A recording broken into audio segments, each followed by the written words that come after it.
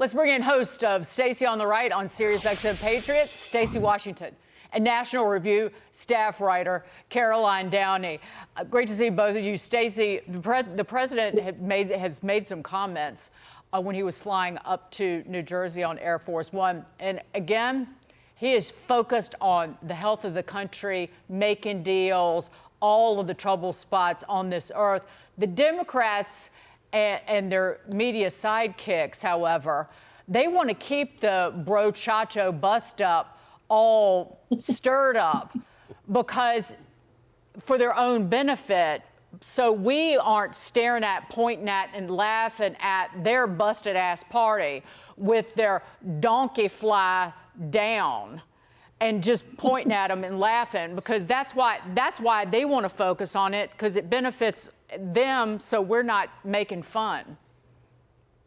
Yeah, and so Greg Gutfeld said on TV, don't let the Democrats up off the floor. They are literally, they're flailing, 19% approval for their party. So of course AOC wants to make a reference like the girls are this or that. But the fact is, nothing has changed. They had to dust up a very public one this week. But what I focused on was the new jobs report, which shows America is totally back. And we have a signature piece of legislation, the BBB, Big Beautiful Bill, that has to be passed to give the president his legislative win that he needs in the first 6 months of his presidency and to restore the truth and faith that we ran on last year. And I say we because I'm a Republican, I'm an American, I'm a taxpayer, I'm a veteran, I'm a mom. I have a lot of concerns that go beyond whether or not President Trump and Elon Musk are eating dinner at Mar-a-Lago this weekend or not. So this is bigger than that.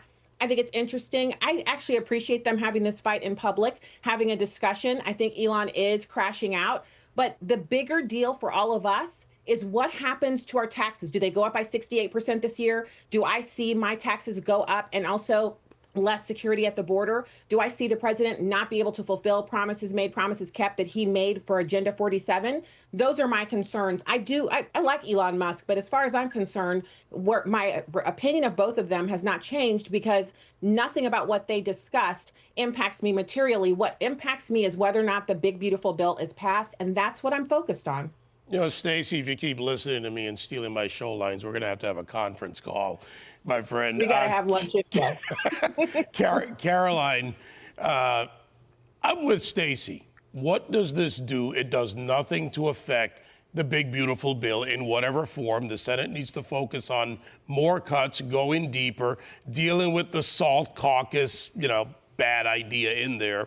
And if Trump stays focused on that and Speaker Johnson stays focused on that, the Democrats can keep lying and crying and whatever, but they'll get nowhere. The American people wake up and say, hey, what matters to me? My pocketbook.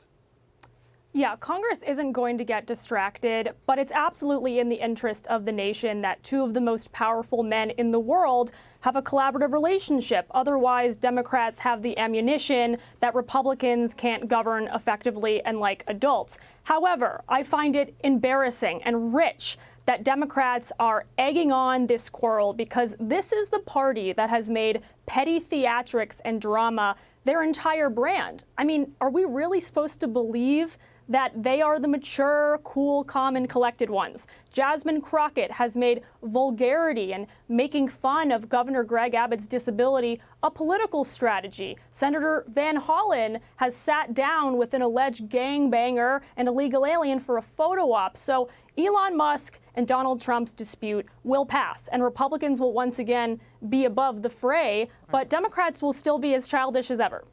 I think it brings the Republican Party closer together and probably gets this bill done quicker. File this under things nobody wants. Elon Musk launching a new political party for, quote, the middle. Yeah, we'll pass, but Stephen A. Smith wants in.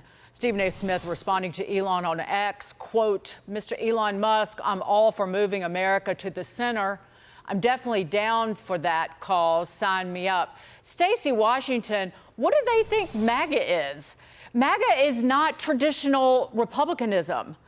MAGA is middle. MAGA is a collective. It's a combination of, quite frankly, some ideas that used to be dominated by the Democrats. Yeah, it's the big tent party that the Democrats always purported to be, but it's in reality over here on the right in MAGA land. And I know they've tried to demonize that term and demonize people who voted for President Trump. But what has happened is you have a broad-based coalition of individuals, young people, and a diverse ethnic background that represents all of America coming together to make sure that we can get things done that protect all of us. Safer streets, safer neighborhoods, a sealed border, a cogent and coherent peace through strength foreign policy objective, trading with our partners to benefit Americans and the partners, equalizing trade. There's so much that's great about what President Trump put together with his coalition and the future of the GOP. The bench is deep with J.D. Vance, Marco Rubio, DeSantis, all of these individuals who are intelligent, have a proven track record of success. So I don't know what they're talking about. Stephen A. Smith is looking for a foothold within the Democrat Party. He can't find it there because he's a testosterone-laden heterosexual man. They don't represent that part of America anymore. So I think it's nice for him. Join in on whatever you think, but I don't see Elon Musk changing his strategy, his basis of his belief system just because he and President Trump are having a moment. And so let's get back to what really matters here. We're going into the weekend. Right. Gas is cheaper. Eggs are cheaper. Steak is cheaper. We have a lot of things to celebrate. Get your pool open. Get your garden finished up. Get out there and enjoy the weekend. And let's see what happens on Monday. And also keep pushing to pass the bill. I don't mean to repeat, but that's important.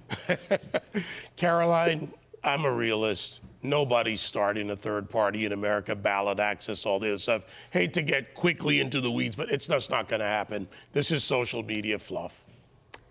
Yeah, third parties have been attempted many times and have always failed because it tends to consolidate into one party, one on the left, one on the right. But look, to your point earlier, Dagan, Trump's victory coalition already represented the middle. The whole reason why the Democrats lost in November is because they lurched to the left far more to the extreme than the middle and the center of this country by pushing transgender ideology and DEI. Trump won the working class. He won rural voters. He won low-income, non-college educated voters. The moderate middle is already with the GOP. And Elon Musk already has his own party of one, party of self. Stacy Washington, Caroline Downey. Good to see both of you. Thank you.